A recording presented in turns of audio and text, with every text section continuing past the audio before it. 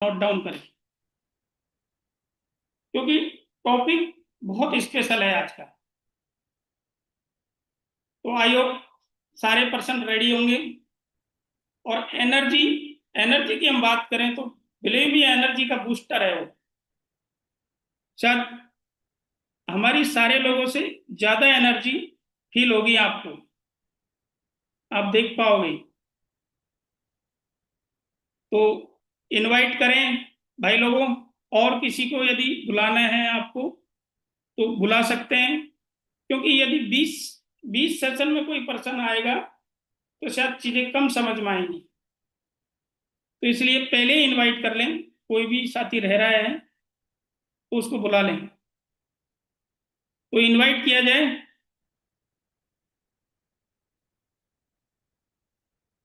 Entrance के माध्यम से मोस्ट वेलकम के साथ में इनवाइट करें।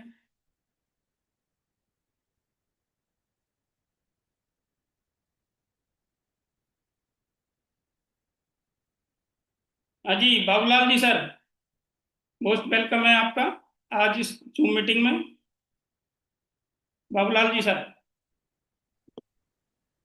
Thank you sir, thank you साथियों, थैंक यू। आपने मेरा वार्म वेलकम के साथ स्वागत किया, thank you sir. Good morning साथियों। साथियों, आज का जो मेरा टॉपिक है वो स्पेशली नए लोगों के लिए है। तो मैं सबसे रिक्वेस्ट करूंगा कि अपनी टीम के जो नए लोग नहीं आए उनको अभी 1 मिनट का टाइम है, उनको जरूर इनवाइट करें, क्योंकि आज का जो सेशन है वो नए लोगों के लिए बहुत ही महत्वपूर्ण है। तो साथियों, आप अब आज का जो मेरा टॉपिक है वो है प्रोस्पेक्टिंग। तो साथियों, प्रोस्पेक्टिंग का मतलब है संभावनाओं की तलाश करना।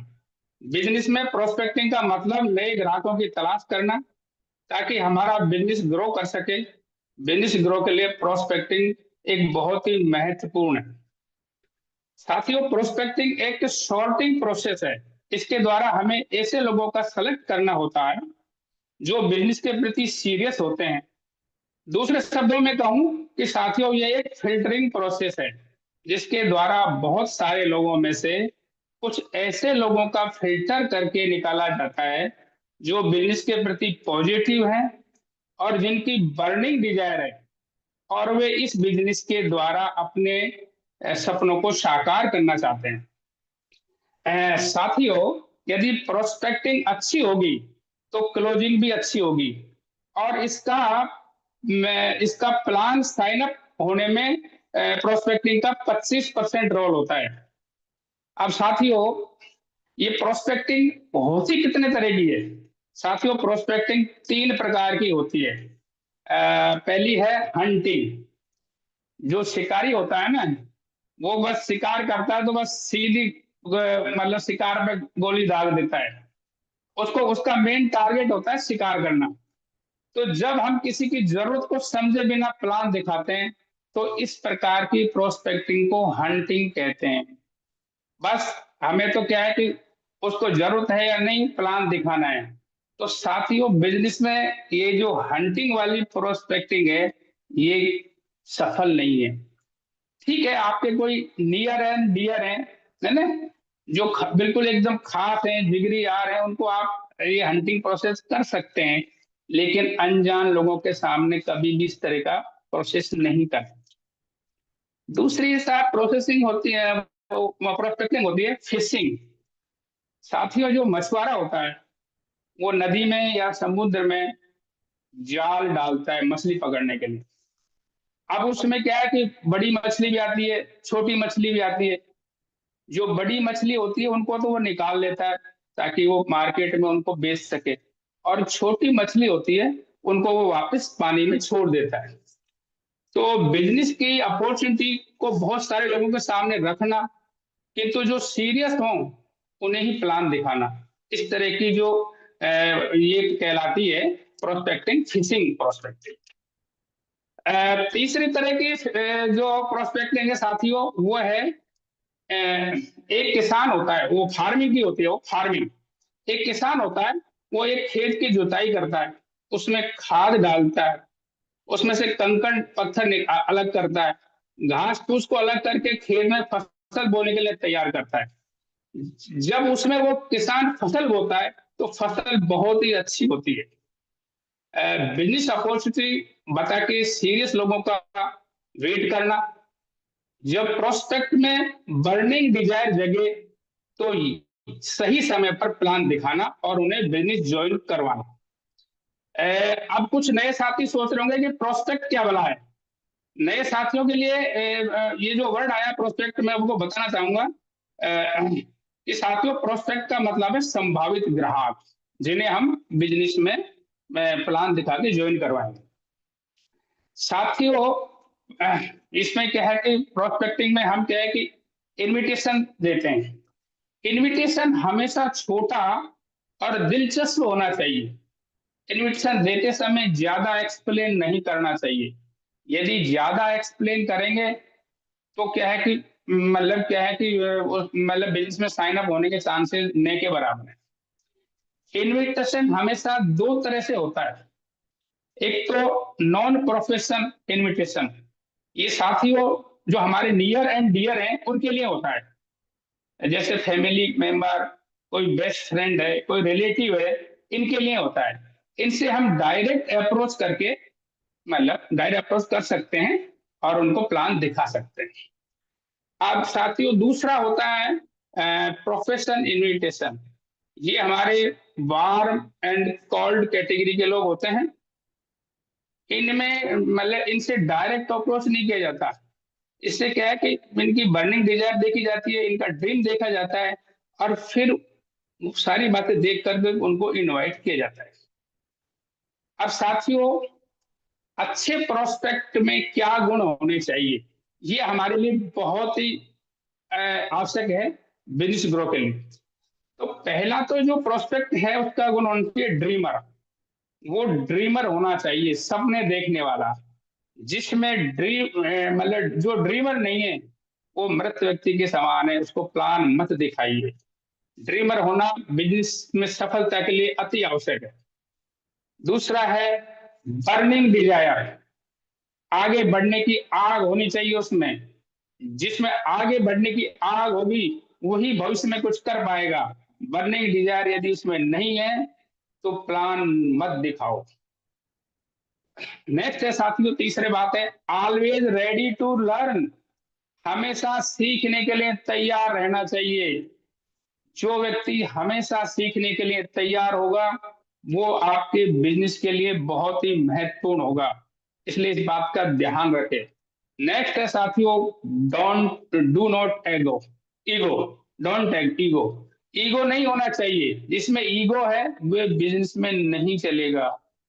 ईगो वाले पर्सन को छोड़ दीजिए, उसको प्लान मत दिखाइए, मत उसको इन्विटेशन दीजिए। नेक्स्ट साथियों है फिलिंग टू गिव टाइम, समय देने वाला होना चाहिए। बिजनेस में सफलता के लिए समय देना बहुत आवश्यक है। हमारी क्या है कि शाम को मीटिंग होती है घंटे की, सुबह मॉर्निंग मीटिंग होती है। यदि वो 2 घंटे मीटिंग के लिए नहीं देगा तो वो कुछ नहीं सीख पाएगा, और जो समय नहीं देगा वो बिजनेस नहीं कर पाएगा। इसलिए समय देने वाला होना चाहिए। नेक्स्ट साथियों ओपन माइंडेड, खुले विचार वाला होना चाहिए। नैरो माइंडेड वाला व्यक्ति नहीं चलेगा। नेक्स्ट साथियों है सेंस ऑफ अर्जेंसी, जो सेंस ऑफ अर्जेंसी को समझता है वही आगे बढ़ेगा। इसलिए इस बिजनेस में सेंस ऑफ अर्जेंसी का होना बहुत आवश्यक है। नेक्स्ट है साथियों पेशेंस, धैर्य। कहा गया है साथियों patience is the best remedies of all the difficulties. जिसमें पेशेंस नहीं है वो आगे ग्रो नहीं कर पाएगा। पेशेंस का होना बहुत जरूरी है अच्छे बिजनेसमैन के लिए। फोर्ड कंपनी के मालिक हेनरी फोर्ड से पूछा गया मीडिया वालों ने कि सर आपकी सफलता का राज क्या है, तो उनका एक ही वर्ड था पेशेंस। मीडिया वाले बोले सर ये बात हजम नहीं हुई, क्या आप पेशेंस के सहारे छलनी में पानी को ले जा सकते हैं? हेनरी फोर्ड ने बोला यस सर, मैं ले जा सकता हूं। मुझे जब तक इंतजार करना पड़ेगा जब तक पानी बर्फ नहीं जम जाए। इसलिए साथियों बिजनेस में पेशेंस का होना अति आवश्यक है। नेक्स्ट है साथियों हार्ड वर्कर। जो हार्ड वर्कर होगा वही आगे बढ़ेगा।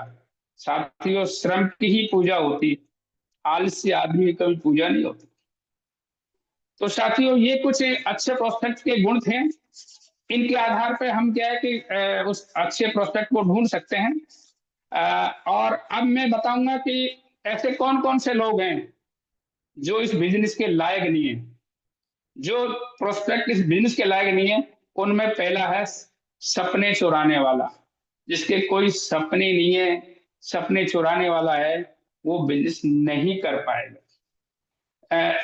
और इसके आगे है सर जो हमेशा कंफर्टेबल जोन में रहता है, आराम से बस 9 बजे उठता है, आराम से क्या नाम से वो करता है, ऐसा लोग बिजनेस में नहीं चलेगा। और जिनमें ईगो होता है वो भी क्या है कि इस बिजनेस के लायक नहीं है। एक है साहब करेक्टरलेस लोग, चरित्रहीन लोग। यदि चरित्रहीन लोगों को आपने बिजनेस साइन अप करा दिया तो हमारे बारे में लोग सोचेंगे मतलब ये कैसा आदमी है, इसका तो कुछ करेक्टर ही नहीं है, उसको ज्वाइन करा दिया। तो ऐसे लोगों को बिजनेस में ज्वाइन नहीं कराना, क्योंकि इनका ज्वाइन कराना हमारे लिए बिजनेस में बहुत घातक है। साथियों नेक्स्ट कड़ी में आती है इसमें क्रिमिनल। किसी ने कोई मर्डर कर दिया है ना, और वो क्या है कि वो मतलब 20 साल की सजा काट के आया है, और उसको हमने क्या है दूसरे दिन ही प्लान दिखा दिया। तो ऐसे लोगों को नहीं बिजनेस लेना। एक है साहब जो लालची विचारधारा के लोग हैं, उनको भी बिजनेस में नहीं लाना, कोई उनको प्लान नहीं दिखाना। नेक्स्ट है साथियों निराशावादी लोग। जो लोग हमेशा निराशा में डूबे रहते हैं, निराशा नेगेटिव विचारधारा के लोग हैं, उनको भी इस बिजनेस में नहीं लाना है। झूठे लोग, जो लोग सरेआम झूठ बोलते हैं, उनको बिजनेस में नहीं लाना है। एक संत ने कहा है कहते वे करते नहीं, और मुंह के बड़े लवार, उनके मुंह काले होंगे साईं के दरबार। जो क्या है कि दुनिया में क्या है कि खूब डींगे मारते हैं और करते कुछ नहीं है, दुनिया भर की झूठ बोलते हैं, ऐसे लोगों को बिजनेस में नहीं लाना। सेल्फिश स्वार्थी लोग जो हमेशा अपना ही सोचते हैं, साथियों इस बिजनेस में यदि हम अपनी टीम को राजा बनाएंगे तो हम महाराजा स्वयं बन जाएंगे। इसलिए हमें दूसरों की हेल्प करनी है। जो लोग स्वार्थी हैं वो इस बिजनेस में नहीं टिक पाएंगे। साथियों ये हमेशा याद रखना है कि ये बिजनेस सबके लिए नहीं है, हर कोई इसके लायक नहीं है। साथियों सब लोग बिजनेस में सफल क्यों नहीं होते, इस पर एक सर्वे हुआ है, उसमें पाया गया है कि 50% लोग 30 दिन में हार मान लेते हैं, 50% लोग 30 दिन में।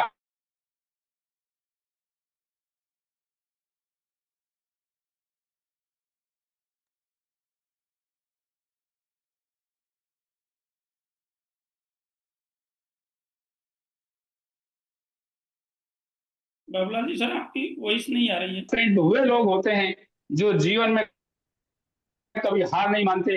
यही वजह है कि दुनिया में सिर्फ 5% लोग ही कामयाब हो पाते हैं, और इन 5% कामयाब लोगों के पास वर्ल्ड की 95% पूंजी होती है। तो साथियों हमेशा बिजनेस में हार नहीं माननी, डटे रहना है। जो डटा रहेगा वही सफल होगा। प्रोस्पेक्टिंग में हमेशा लोगों को डर लगता है, लेकिन डर लगने की वजह है नॉलेज की कमी और खुद पे विश्वास नहीं होना। साथियों अगर कोई पर्सन इस बिजनेस को रिजेक्ट करता है तो उसे कभी भी पर्सनली ना ले। उसने इस बिजनेस को रिजेक्ट किया, आपको नहीं। आप उसे संबंध खराब नहीं करें, अपने मधुर संबंध हमेशा बनाए रखें।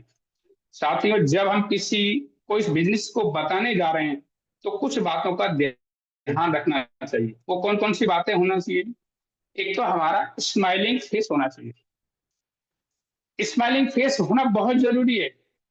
एक इंग्लिश में कहावत है face is the index of of the man. मतलब फेस जो है ना वो आदमी का क्या है कि इंडेक्स होता है। इसलिए हमें हमेशा स्माइलिंग फेस में रहना चाहिए।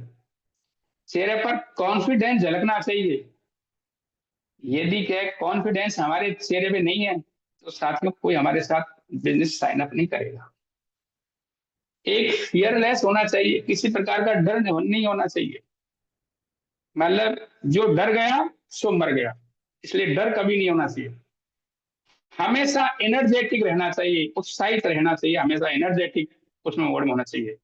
और हमारा जो एटीट्यूड है वो भी सही रहना चाहिए। एक गुड ड्रेसअप होना चाहिए, पहनावा अच्छा होना चाहिए। ये नहीं साहब क्या नाम से मतलब टी शर्ट पहन रखी है, जीन्स पहन रखा है, चप्पलों में जा रहे हैं, तो हमारा क्या है कि मतलब ड्रेसअप जो गुड गुड ड्रेसअप होना बहुत जरूरी है। बिलीव ऑन योर सेल्फ, स्वयं पर विश्वास होना चाहिए। जिस पे स्वयं पे विश्वास है वो कभी मतलब हारेगा नहीं, वो हमेशा सफल होगा। इसलिए स्वयं पर विश्वास बहुत जरूरी है साथियों। किसी भी प्रकार का दिखावा नहीं होना चाहिए, बिल्कुल सिंपल तरीके से प्लान दिखाना चाहिए। और स्वयं को गुड लिसनर होना चाहिए। जो हम जिसको हम प्लान दिखा रहे हैं वो कुछ क्वेश्चन करेगा, उनका अच्छी तरह सुनना, उनका भली भांति जवाब देना। इसलिए साथियों गुड लिसनर का होना बहुत जरूरी है। कभी भी जब हम किसी कभी भी प्रोस्पेक्ट के सामने स्वयं को फ्री न बताएं, हमेशा खुद को बिजी शो करें और अपना पोस्चर मेंटेन रखें। साथियों आप पहले से किसी के बारे में अनुमान नहीं लगाएं। आपने आपको भी नहीं पता इनमें से कोई आपका एक अच्छा लीडर बनेगा और बिजनेस को बहुत आगे बढ़ाएगा। मतलब एक व्यक्ति भी आपको करोड़पति बना सकता है। इसलिए किसी के पास पूर्व अनुमान नहीं लगाएं। साथियों एक मैं उदाहरण दूंगा। एक टूथपेस्ट कंपनी थी, तो वो क्या है घाटे में जा रही थी। तो क्या है कि उसका जो उन्होंने क्या है कि मैनेजमेंट की मीटिंग बुलाई, और मैनेजमेंट की मीटिंग में साहब सबसे विचार विमर्श कर रहे थे, भाई इस कंपनी को क्या है कि प्रॉफिट में लाने के लिए क्या किया जाए।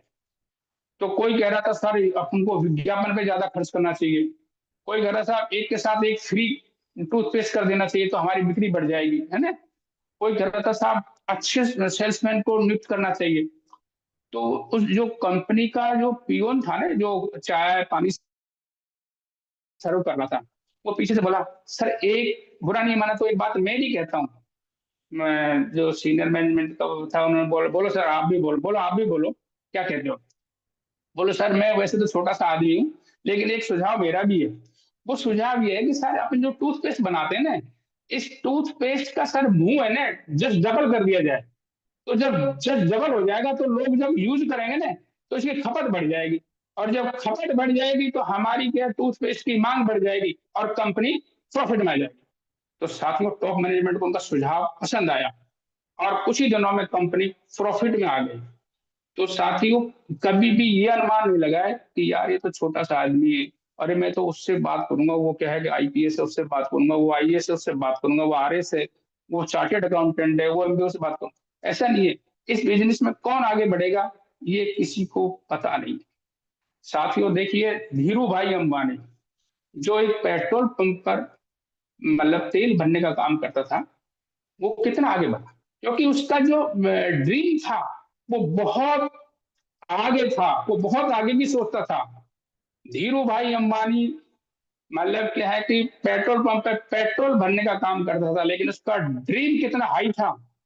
वो क्या है कि सप्ते में या 15 दिन में जब भी उसको टाइम मिलता चाय पीने कहाँ जाता था, 5 स्टार होटल में। साथियों वो उन लोगों की बातें सुनता था वहां 5 स्टार होटल में, जो क्या है कि बिजनेस में बहुत आगे। तो जिसका ड्रीम होगा वो इस बिजनेस में आगे बढ़ेगा। एक बार क्या है कि मीडिया वालों ने धीरू भाई अंबानी से पूछा कि सर आप पढ़े लिखे भी ज्यादा नहीं हो, लेकिन सर आपकी सफलता का राज क्या है। तो धीरू भाई अंबानी का एक ही जवाब था कि योग्यता खरीदी जा सकती है किंतु सपने कभी नहीं खरीद सकते, सपने स्वयं के होने चाहिए।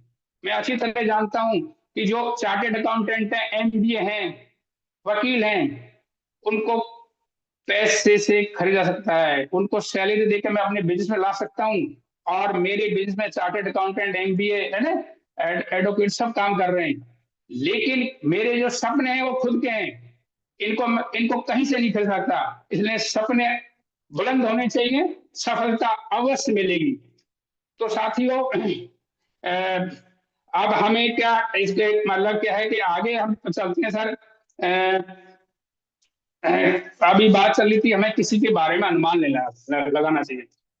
जब आप प्रोस्पेक्टिंग करें, प्रोस्पेक्ट के पर्सनल और प्रोफेशनल लाइफ से उसका वाई, ड्रीम और बिजनेस करने का रीजन पता करें। जब हम ये बिजनेस करने का रीजन पता करेंगे तो क्या है कि हमें पता लग जाएगा कि बिजनेस क्यों करना चाहता है। प्रोस्पेक्टिंग हमेशा एंजॉय करते हुए करें, कभी बोझ समझकर नहीं करें। नए लोग जो आज इस जूम मीटिंग में आए हैं वो सोच रहे होंगे कि क्या जरूरत है इस बिजनेस को करने की। लोग मजे से ठंड में सो रहे हैं और हम ठंड में नींद खराब कर रहे हैं। दोस्तों, एक इकोनॉमिक सर्वे हुआ है, मैं उसको आपको बताना चाह रहा हूं कि ये बिजनेस क्यों करना चाहिए। तो नए लोगों के सामने अच्छी तरह से, नए लोगों को अच्छी तरह समझ में आ जाएगा कि बिजनेस क्यों करना चाहिए। उस इकोनॉमिक सर्वे में बताया गया है कि एक मिडिल क्लास फैमिली का 1940 में खर्चा चलता था 10 रुपए से। 1960 आया तो उस मिडिल क्लास फैमिली का खर्चा चलने लगा 100 रुपए से। 1980 में उस मिडिल क्लास फैमिली का खर्चा 1,000 रुपए से चलने लगा, और जब 2000 गया तो 10,000 रुपए से चलने लगा। साथियों, 2020 में उस मिडिल क्लास फैमिली के खर्चे के लिए 1,00,000 रुपए की जरूरत पड़ी। तो साथियों, 2040 में उस मिडिल क्लास फैमिली के खर्चे के लिए जरूरत होगी 10 लाख रुपए की। तो जिसके पास 10 लाख होंगे वही अपने परिवार का खर्चा चलाएगा। तो साथियों, जॉब से, पेंशन से, या ये अपन जो छोटा मोटा बिजनेस कर उससे 10 लाख रुपए नहीं होने वाले हैं। तो इसलिए ये एक ऐसा है, मेटावेल बिजनेस एक ऐसा बिजनेस है कि हम अपने कार्य को करते हुए घर बैठे हैं, आराम से हम रजाई में बैठे हैं और जूम मीटिंग कर रहे हैं, लोगों से कांटेक्ट कर रहे हैं। तो इसलिए साथियों इस बिजनेस की जरूरत है। अब साथियों क्या है कि मैं अपनी बात एक छोटी सी स्टोरी के माध्यम से खत्म करूंगा। एक स्कूल में भोला राम नाम का एक चपरासी था। काम था उसका स्कूल में घंटी बजाने का। भोला राम जी मूछों पर ताव दे करके स्कूल प्रांगण में बड़े ठाट बाट से घूमा करते थे, और वो अपने आप को क्या है कि बहुत बड़ा वो समझते हैं कि मैं स्कूल का चपरासी हूँ। जब मैं घंटी बजाता हूँ जब भी सब काम होते हैं, मैं घंटी बजाता हूँ जब भी छुट्टी होती है, मैं घंटी बजाता हूँ जब भी प्रार्थना होती है। ये भोले राम को बहुत बड़ा गर्व था। तो साथियों, स्कूल के हेडमास्टर, उन पुराने वालों का ट्रांसफर हो गया, नए हेडमास्टर स्कूल में आए। तो उसने क्या है कि फर्स्ट डे एक मीटिंग बुलाई और सबसे अपनी योग्यता के बारे में पूछा। सबने बताया, सब कोई कोई एमएससी बीएड था, कोई बीए बीएड था, सबने अपनी योग्यता बताई। जब भोला राम का नंबर आया तो उसने कहा, साहब मैं तो अंगूठा छाप हूँ। हेडमास्टर ने कहा, नहीं नहीं, अंगूठा छाप नहीं चलेगा, इसको नौकरी से निकाल दो। भोला राम को नौकरी से निकाल दिया। शाम को घर गया तो भोला राम जी साहब बड़े उदास थे। उसने खाना भी नहीं किया, खाना भी नहीं खाया। घर वाले ने कहा, भाई खाना तो खाइए, क्या दिक्कत है। नहीं नहीं बोले, अब मैं खाना नहीं खाऊंगा, मेरे बहुत टेंशन हो रही है। घरवाली ने प्यार से पूछा, भाई क्या बात हो गई, मुझे तो बताओ। तो भोला राम जी बताते हैं कि बोले, हेडमास्टर साहब ने मेरे को स्कूल से निकाल दिया, अब घर का खर्चा कैसे चलेगा। तो साहब उनके साथ साथ उनकी घरवाली भी चिंता में डूब गई। दोनों रात में सोए नहीं, विचार विमर्श करते रहे घर का खर्चा कैसे चलाएंगे। तो दोनों ने क्या है कि रात को क्या है कि 3 बजे डिसीजन लिया कि अपन को क्या है कि समोसे तैयार करने, और मैं बोले क्या है कि 4 बजे समोसे तैयार कर दूंगी, और आप क्या है कि इन समोसों को लेकर के शहर में जाना और वहां बेचना, इससे कुछ इनकम होगी तो अपना घर खर्च चल जाएगा। भोला राम जी को बात जच गई। तो साहब पत्नी ने कहा, बोले ठीक है, मैं समोसे तैयार करता हूँ, तुम क्या नहा धो करके रेडी हो जाओ और यहाँ से 7 बजे चलना अपनी साइकिल पे, और साहब क्या नाम समोसे बेचने जाना। तो साहब भोला राम जी गए। तो आवाज लगाएं समोसे लो, तो एक दो लोग जो सुबह क्या है कि जिनको नाश्ते की इच्छा थी, उन्होंने समोसे लिए। तो उन्होंने कहा साहब समोसे तो बहुत अच्छे हैं आपके, आप रोज आते हो? हाँ बोले रोज मैं यही मिलूंगा आपको अब। तो साहब दिनों दिन उसकी क्या है कि बिक्री बढ़ती गई, आमदनी का भोला राम का मतलब जरिया है वो बढ़ता गया। तो भोला, कुछ लोगों ने कहा भोला राम से, अरे भाई तुम गांव से समोसे लाते हो, थोड़े ठंडे हो जाते हैं, तो मैं तुमको तो एक जगह देता हूँ मेरे मकान के पास में, वहां थड़ी लगा लो। तो भोला राम ने क्या, समोसे बनाने की वहां थड़ी लगा ली। तो उसके समोसे खाने वालों की भीड़ लगी रहती थी। धीरे धीरे भोला राम ने क्या है कि दूसरी दुकान खोली, तीसरी खोली, चौथी खोली, तो शहर के चारों तरफ उसने साहब अपने समोसे बनाने की दुकान खोल दी। अब तो साहब भोला राम का क्या है कि इनकम बढ़ने लगी। भोला राम ने अपने बच्चों को भी साहब इंग्लिश मीडियम स्कूल में भर्ती करा दिया। और भोला राम तो क्या है कि मूछों पे ताव देता था, उसने क्या है मूछ मूछ भी क्लीन शेव रखना शुरू कर दिया। सूटेड वूटेड टाई वाई लगा करके एसी कार खरीद ली, प्लॉट ले लिया, अच्छा सा मकान बना लिया। और भोला राम जी क्या है कि इच्छा होती जब पत्नी को लेकर के हम बाई एयर क्या है कि फॉरेन टूर पे जाते। तो साहब उसकी क्या है कि सफलता की कहानी सारे शहर में फैल गई, तो मीडिया वाले आए।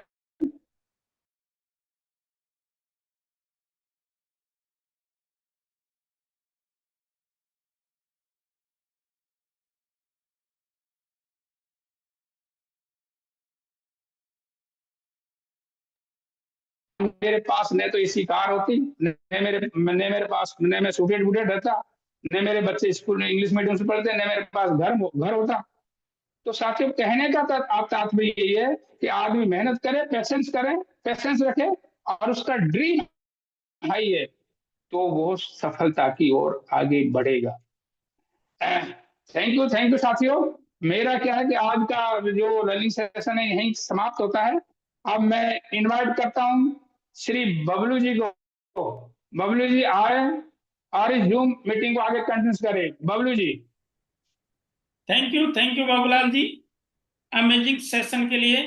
तो भाई लोगों, मैंने बोला था ना कि बहुत स्पेशल सेशन होने वाला है। बिलीव मी, मैंने तो बहुत सारी लर्निंग निकाली है, और आप लोगों ने भी आई हो बहुत सारे पॉइंटर्स बनाए होंगे। बेसिकली यदि हम बात करें तो साफ साफ बताया बाबूलाल जी ने कि ये बिजनेस जोड़ने का बिजनेस नहीं है, ये जोड़े रखने का बिजनेस है क्वालिटी पर्सनों। बट हम ये सारी चीजें कब कर पाएंगे? जैसा बाबूलाल जी ने बताया उन चीजों को फॉलो करेंगे। जो सीख पाएगा वही सिखा पाएगा, और जो सिखा पाएगा ना, बिलीव मी, वही कमा पाएगा। ये 100% है। तो साथियों, सभी ने अपने अपने नोट्स बनाए होंगे। ज्यादा लोगों को इनवाइट नहीं कर पाए, बट जो भी आए उन्होंने सारी चीजों को प्रॉपर सीरियसली सुना होगा, समझा होगा। सुनने से और समझने से सब कुछ नहीं होने वाला है। यदि इसको हम बिजनेस में अप्लाई करेंगे ना, तो वहां से रिजल्ट आएंगे। क्योंकि कई लोगों को लगता है कि यार ये बिजनेस जोड़ने का है। अब यहां से कुछ चीजें समझ में आई होगी कि जोड़ने का बिजनेस नहीं है, ये क्वालिटी लोगों को बिजनेस देने का बिजनेस है। और हमारा फोकस कहाँ चला जाता है सीधा, कि गए मार्केट में और हम हंटिंग करते हैं लोगों की। जैसा बाबूलाल जी ने बताया, पकड़ते हैं कि 2 गुना हो जाएगा, 4 गुना हो जाएगा, 5 गुना हो जाएगा। दोस्तों, ये प्रॉपर वर्किंग प्लेटफॉर्म है, यहाँ पे 2 गुना 4 गुने का कोई सिस्टम नहीं है। और कई लोगों का फोकस वहां पे चला जाता है और वो बिजनेस में फेल हो जाते हैं। तो कितने लोगों को जोड़ेंगे? एक को जोड़ा वो निकल गया, दूसरे को जोड़ा वो निकल गया, तीसरे को जोड़ा वो निकल गया, कहाँ तक जोड़ते रहेंगे? ये बिजनेस बिल्ड करने का बिजनेस है, लोगों को बिल्ड करने का बिजनेस है। बट बिल्ड कब हो पाएगा पर्सन? जब वो जूम से कनेक्ट होगा। तो हर पर्सन को मेक श्योर, हर पर्सन को जूम मीटिंग से कनेक्ट करना है। हमारा काम यही है कि जैसे उसको बिजनेस में साइन अप किया और उसको जूम मीटिंग से कनेक्ट कर दिया, वो अपने आप सारी चीजें आगे से आगे सीखता चला जाएगा और बिजनेस में ग्रो करता चला जाएगा। बट वो गलतियां हम नहीं करते हैं। क्यों करते हैं वो गलतियां हम? क्योंकि हम खुद ही जूम में नहीं आते हैं। तो सामने वाले को कैसे ला पाएंगे। तो साथियों, जूम में पर डे, क्योंकि एक हैबिट बन जाती है, 21 डेज यदि कोई काम इंसान पर डे करता है, 21 डेज राइट टाइम पर, तो वो उसकी हैबिट बन जाती है। और यदि हमने एक भी दिन मिस कर दिया ना, फिर वापस 21 डेज करना पड़ेगा। और कई लोग, मैं बात करता हूँ कई लोगों से, तो वो ये कहते हैं कि भाई आज वहां पे हैं, आज वहां पे हैं। अरे यहाँ पे कोई वीडियो ऑन नहीं करना, आपको केवल अपना ईयरफोन लगा के मोबाइल से कनेक्ट करना है और जूम से कनेक्ट होना। इतना सिंपल सा काम है, वो भी लोग नहीं कर पाते हैं और कहते हैं कि बिजनेस होता नहीं है, चलता नहीं है। बिजनेस तो चलते हैं, बट उसको चलाने वाला चाहिए। हर इंसान बिजनेस को नहीं चला पाता है। कई लोग कहते हैं कि मैंने 5 लोगों को जोड़ दिया, 10 लोगों को जोड़ दिया। भाई आपने जोड़ा है, क्वालिटी पर्सनों को बिजनेस नहीं दिया। जैसा बाबूलाल जी ने बताया, यदि उस प्रोसेस प्रोसेस को हम फॉलो करेंगे तो बिलीव में रिजल्ट आएंगे और क्वालिटी पर्सन मिलेंगे। तो आई होप सबने अपनी अपनी लर्निंग निकाली होगी, पॉइंटर्स नोट डाउन किए होंगे। जो भी आपकी लर्निंग रही वो आपने नोट डाउन की होगी। ओके, तो अभी हम 2 से 4 लोगों की एक्सपीरियंस शेयर करवाएंगे। जो लकी विनर होगा और फर्स्ट हैंड रेज करेगा, उसी की शेयरिंग करवाएंगे।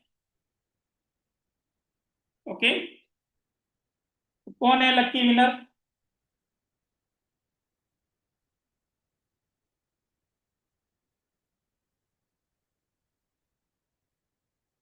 कन्हैया लाल जी। और कोई लकी विनर है आज का? चलो हम बात करते हैं। कन्हैया लाल जी,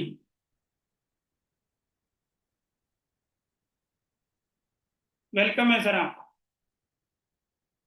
गुड मॉर्निंग दोस्तों, good morning. Good morning. Sir बहुत ही शानदार सेशन रहा। इसी तरह सेशन अगर होते रहे कंटिन्यू, और जो मेरे अपलाइन हैं श्रीमान राम बहादुर जी कश्यप जी, इन्होंने जो बीड़ा उठाया है 7 दिन कंटिन्यू इस जूम मीटिंग का करने का, उसका मैं तहे दिल से शुक्रिया अदा करना चाहता हूँ। और आज का सेशन बहुत ही शानदार रहा। बिल्कुल ऐसे ही सेशन होते रहेंगे तो जो अपनी टीम है उसको मोटिवेशन मिलता रहेगा। मैं तो बहुत शुक्रिया अदा करता हूँ कि आज जो सेशन हुआ बहुत शानदार हुआ, किस तरह से कहानी के माध्यम से सर ने बताया। तो इस तरह के सेशन होने चाहिए। मैं छोटी सी बात बस इसी में ज़्यादा नहीं बोलना चाहता हूँ, वह कंटिन्यू बस ऐसे सेशन होते रहें ताकि टीम को मोटिवेशन मिलता रहे। Thank you sir, thank you very much. Thank you Kanhaiya Lal ji, thank you. अब मैं नेक्स्ट इनवाइट करूंगा Namita ma'am. Good morning all of you. सभी को सुबह का प्यार भरा नमस्कार। सर बहुत शानदार सेशन था, बहुत ही शानदार। बहुत सरलता से सर ने समझाया कि हमें प्रोस्पेक्टस कैसे ढूंढने चाहिए। हम हर किसी को ऐड करने पहुंच जाते हैं, हर किसी को अपना प्लान देने पहुंच जाते हैं। सर ने बहुत अच्छे से समझाया किस तरह के लोगों को हमें अपना प्लान देना चाहिए, किस तरह के लोग इजीली हमारे बिजनेस में आ सकते हैं, एंट्री कर सकते हैं और लॉन्ग टाइम तक बने रह सकते हैं। बहुत छोटी सी स्टोरी से सर ने बहुत बहुत बड़ी बात समझा दी। तो अगर इसी तरह के सेशन डेफिनेटली हमारे यहाँ होते रहते हैं तो हम लोग, और अब पता है इससे हमें पता क्या चल रहा है, हमारी टीम में कितने अच्छे अच्छे लोग हैं, कितने अच्छे स्पीकर्स हैं, कितने अच्छी तरह से समझाने वाले लोग हैं, और एक्सपीरियंस लोग जो हैं, जिनके पास जिंदगी का एक्सपीरियंस है, वो कितनी सरलता से हमें इतनी मुश्किल बात को समझा कर चले गए। Thank you sir, thank you so much. Thank you so much. आपका सेशन सुपर्ब सेशन था। Thank you sir. Thank you sir, guide करने के लिए, बोलने का मौका देने के लिए धन्यवाद। Thank you. और कोई नेक्स्ट?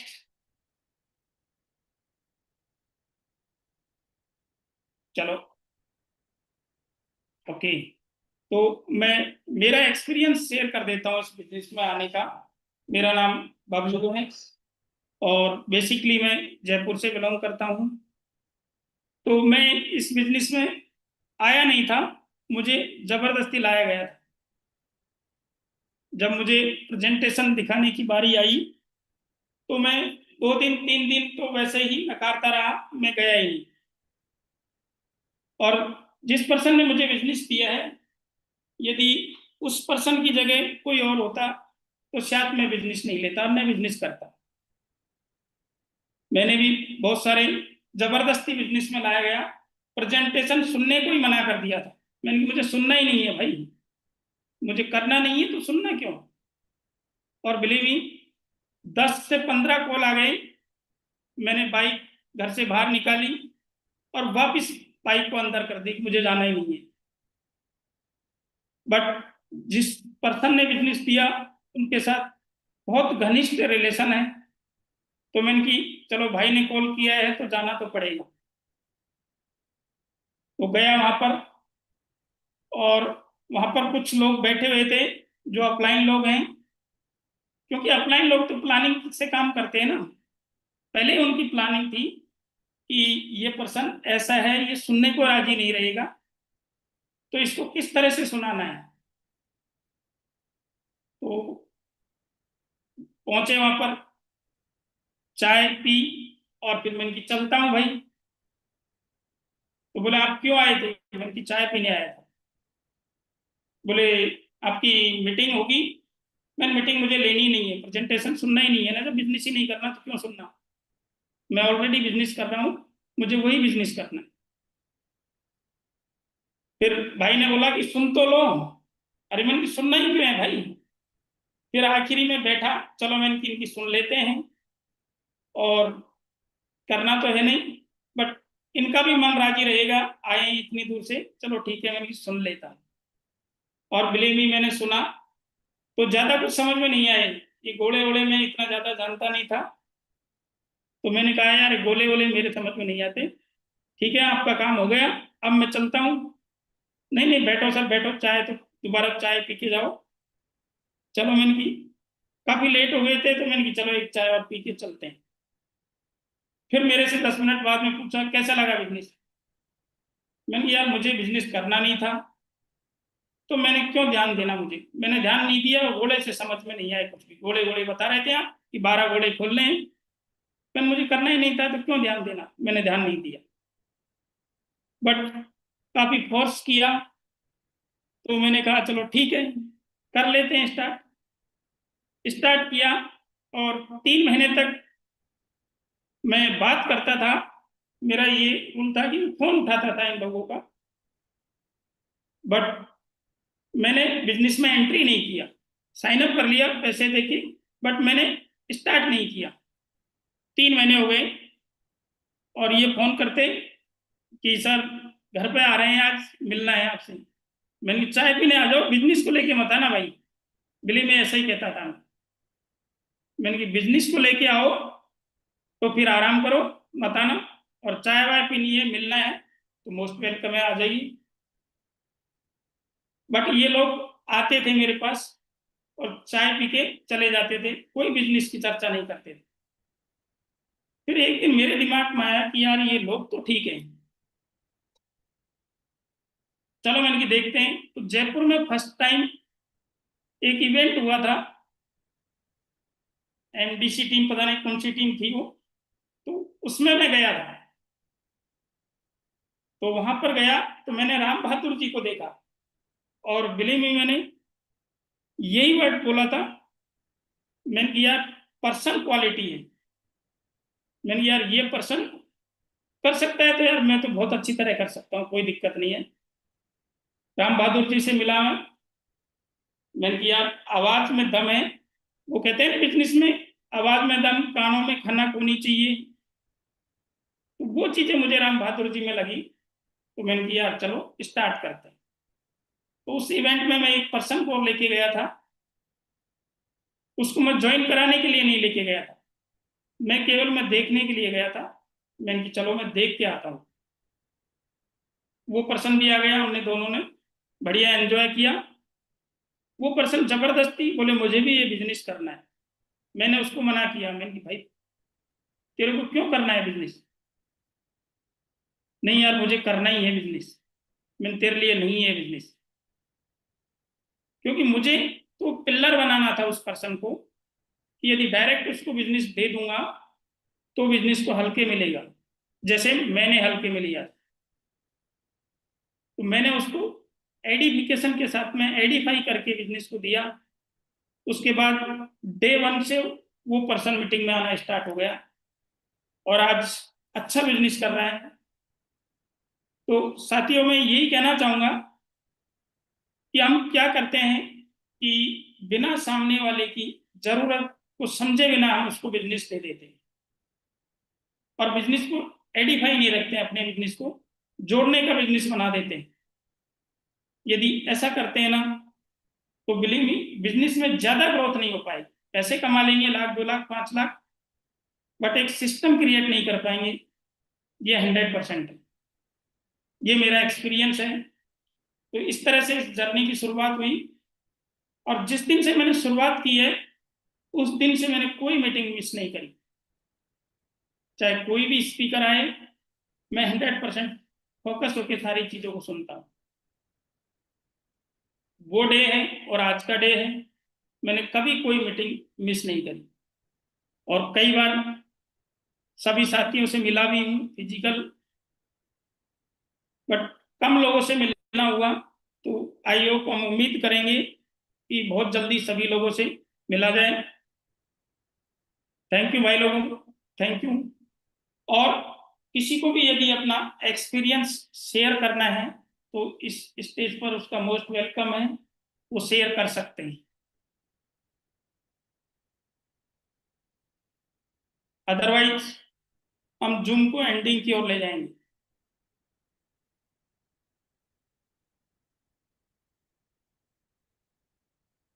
ओके, तो कोई लकी विनर नहीं है? चलो, Manraj Singh ji. Okay, thank you Manraj जी, आपका मोस्ट वेलकम है इस जूम सेशन में। मैं आपको अनम्यूट की रिक्वेस्ट भेज रहा हूँ। थैंक यू बबलू जी, आपकी आज होस्टिंग शानदार थी जबरदस्त थी। और बाबूलाल जी का तो कहना ही किया, उन्होंने आज नए लोगों के साथ कैसे बात करनी चाहिए, कैसे क्या, वो सारी कुंडली बताई। तो जितने भी जूम पे आए उन लोगों को, नए लोगों को बताने की कोशिश की। काफी लोगों को समझ में आ गई होगी, नहीं आई तो ये वापस अपनी पूरी मीटिंग लाइव है, वापस इस जूम को वापस दोबारा सुने और सीखे। और बहुत शानदार थी, जानदार थी, जबरदस्त थी। बाबूलाल जी ने एक लास्ट में जाते जाते एक बताया था, एक स्कूल के अंदर वो चपड़ासी था, तो वो घंटी बता के उसको भी थोड़ा सा ईगो आ गया कि ये अपने द्वारा चलती है। तो उसको, हर आदमी का ईगो ऐसे मिट्टी में मिलित हो जाता है। उसी तरह बाद में उसने जाके घर पे जाके चर्चा करके वापस उसने वो अपने मन की जो आग लगाई, तो उसके बाद में देखो उसके अंदर कहाँ से, घर से एक बार समोसा बना के लेके गया था, उसके बाद लारी पे लगाया था, उसके बाद दुकानें, गाड़ी घोड़ा, कहाँ से कहाँ तक पहुंच गया। तो यही लगन होता है, यही मेहनत होती है। देखो हर आदमी की मेहनत करने की जिज्ञासा होती है तो कहाँ से कहाँ पहुंच जाता है।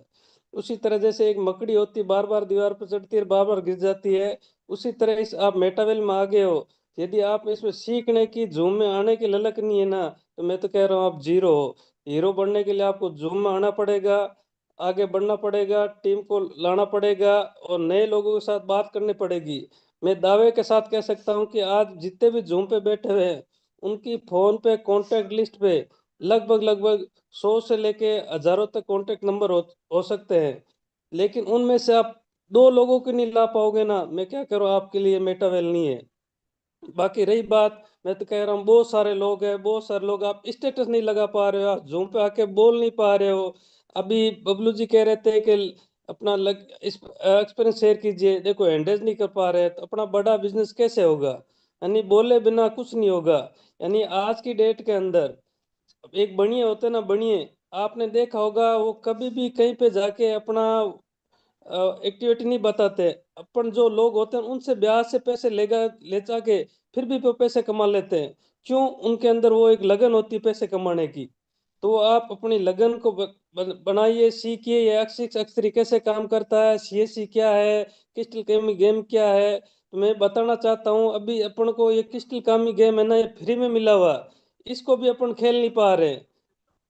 तो आप थोड़ा सा इस जूम में आइए, सीखिए, बहुत बड़ा बिजनेस है, ये छोटा मोटा बिजनेस नहीं है। आप एक बार अपने गूगल बाबा को सर्च कीजिए, उसके अंदर डालिए और सीखिए कि ब्लॉकचेन क्या है, तो उसको आप पूरी जानकारी मिल जाएगी। उसके बाद आप धीरे धीरे देखिए इसमें क्या क्या क्या चीज़ है, क्या क्या नहीं, सारी की सारी जानकारी पारदर्शी है।